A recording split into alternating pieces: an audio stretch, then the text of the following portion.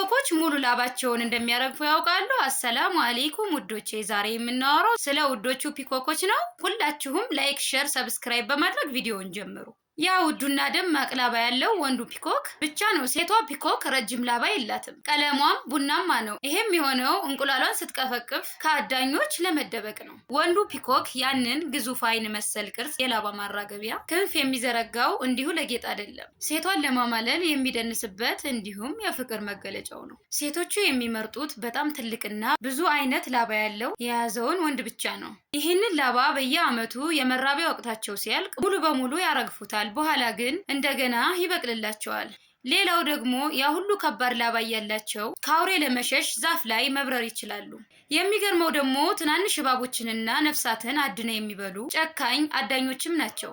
እናንተስ ስለ ፒኮክ የበለጠ የትኛው እውነት አስገረማችሁ? ለዛሬ ያዝኩላችሁ ደግሞ ሁለተኛው አስገራሚ እንስሳ ዳክዬ ናት። ዳክዬዎች በውሃ ላይ ሲንሳፈፉ ስናይ በጣም ቀላል ነገር ይመስለናል አይደል? ነገር ግን ከጀርባው አስገራሚ የተፈጥሮ ሚስጥር አለ። አንደኛው ሚስጥር በጅራታቸው አካባቢ የሚገኘው ልዩ በተፈጥሮ የተሰጣቸው የዘይት እጢ ነው። ዳክዬዎች ይህንን ዘይት ባነቃቂያቸው እየቀዱ መላ ሰውነታቸውን ይቀቡታል። ይህ ደግሞ ላባዎቻቸው በፍጹም ውሃ እንዳይስቡ ያደርጋል። ሁለተኛውና ዋናው ሚስጥር ግን የላባዎቻቸው አወቃቀር ነው። የዳክዬ ላባዎች እርስ በርስ የተጠላለፉ በመሆናቸው በውስጣቸው አየርን ያፍናሉ። ይህ የታፈነ አየር እንደ ዋና ላይፍ ጃኬት ወደ ላይ እንዲንሳፈፉ ይረዳቸዋል። ይብለጥ የሚገርመው ደግሞ አጥንቶቻቸው በውስጣቸው ባዶና በጣም ቀላል ናቸው። እግሮቻቸውም በበረዶ ውሃ ውስጥ እንኳን የማይቀዘቅዝ ልዩ የደም ዝውውር አላቸው። በሚቀጥለው ጊዜ ዳክዬ ስታዩ ዝም ብለው እየዋኙ ሳይሆን የተፈጥሮን ድንቅ ምህንድስና የፈጣሪን ስራ እያሳዩ መሆኑን አስታውሱ። ሶስተኛው አስደናቂ እንስሳ ደግሞ ንስር ነው። በሰማይ ላይ ሆነው መሬት ላይ የምትንቀሳቀስን ትንሽ ጥንቸል እስከ 3 ኪሎ ሜትር እርቀት ድረስ በጥራት ማየት ይችላሉ። ዛሬ ስለ ንስሮች አስገራሚ ነገርን እነግራችኋለሁኝ። የንስር አይን ከጭንቅላቱ ጋር ሲታይ በጣም ትልቅ ነው። እኛ ዓለምን በምናይበት ጥራት እነሱ በ4 እጥፍ አጉልተው ያያሉ። ልክ እንደ ቤንኩለር ማለት ነው። የንስር ጥፍር መጨበጥ ግሪፕ ከሰው ልጅ እጅ መጨበጥ በ10 እጥፍ ይበልጣል። አንዴ የጨበጡትን ነገር በጭራሽ አይለቁትም። ንስሮች በየአመቱ ጎጃቸውን ስለሚያድሱ ቤታቸው እስከ 3 ሜትር ስፋትና እስከ 2000 ግራም ክብደት ሊኖረው ይችላል። ይህም ማለት የአንድ መኪና ያህል ክብደት አለው ማለት ነው። ዝናብ ሲዘንብ አብዛኞቹ ወፎች መጠለያ ፍለጋ ይሮጣሉ።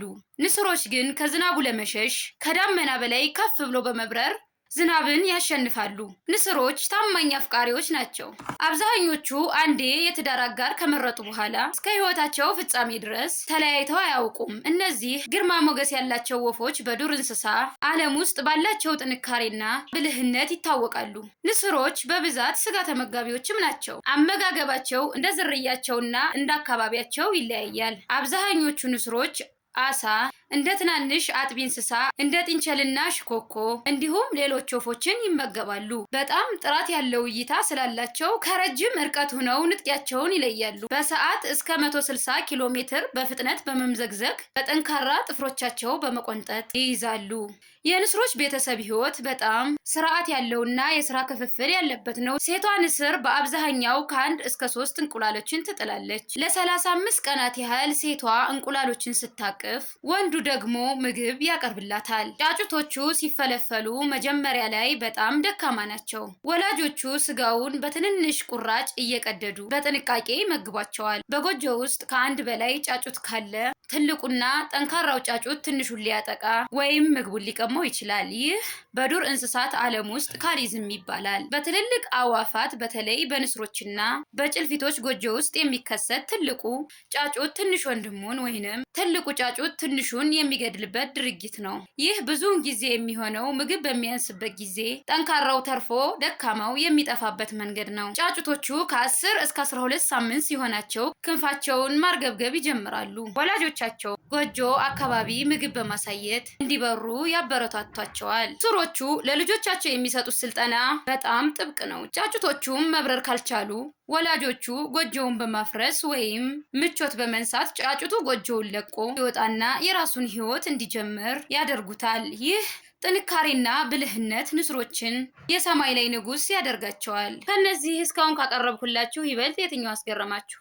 መልሳችሁን ኮሜንት ላይ አስቀምጡልኝ። ቪዲዮውን ከወደዳችሁትና ከተመቻችሁ ላይክ፣ ሸር በማድረግ ተደራሽ እንዲሆን አድርጉት። እንዲሁም ለዚህ ቻናል አዲስ ከሆናችሁ ሰብስክራይብ በማድረግ የዚህ ቻናል ቤተሰብ አባል ይሁኑ። ቀጣይ በሌላ ፕሮግራም እስከምንገናኝ ወሰላሙ አለይኩም ወራህመቱላሂ ወበረካቱ።